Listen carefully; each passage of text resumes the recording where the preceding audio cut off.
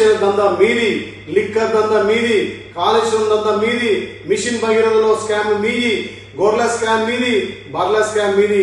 ఇన్ని స్కాములు చేసి 1000 ఎరుకలు తిన్న పిల్లి తీర్థయాత్రలు పోయినట్టుగా కేటీఆర్ మాటలు విచిత్రంగా ఉన్నాయి. నోరు అదుపులో పెట్టుకోవాలి, జాగ్రత్త బిడ్డ.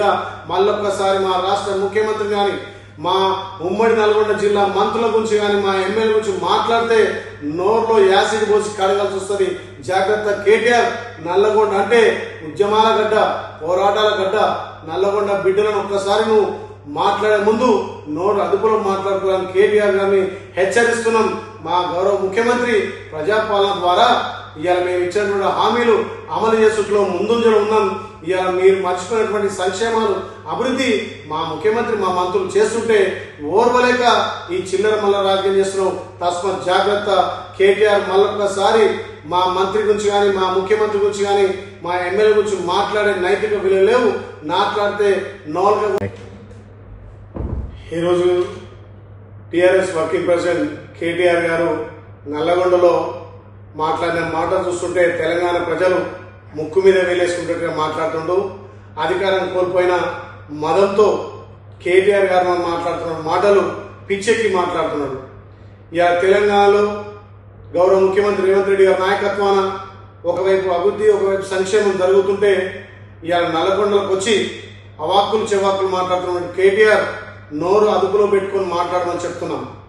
ఇవాళ గౌరవ ముఖ్యమంత్రి రేవంత్ రెడ్డి నాయకత్వాన మా నల్లగొండ మంత్రులు ఉత్తమ్ కుమార్ రెడ్డి గారు, కోమటిరెడ్డి వెంకరెడ్డి గారు అహర్నిశలు తెలంగాణలో ఉన్నటువంటి పలు అభివృద్ధి కార్యక్రమాల మీద ముందుకు పోతుంటే చూసి ఓర్వలేక మా నల్లగొండ మంత్రుల గురించి, మా నల్లగొండ ఎమ్మెల్యేల గురించి నోరు జారి మాట్లాడుతున్నాం.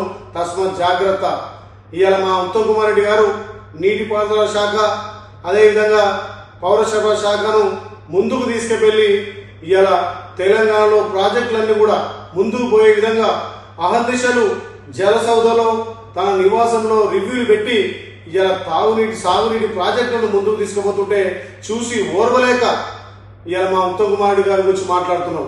మా కోమటిరెడ్డి వెంకరెడ్డి గారు ఢిల్లీ నుంచి నిధులు తీసుకొచ్చి ఇవాళ రోడ్లన్నీ బాగు చేస్తుంటే మీ 10 ఏళ్ల పాలనలో ఎక్కడ కూడా అభివృద్ధి జరగలే.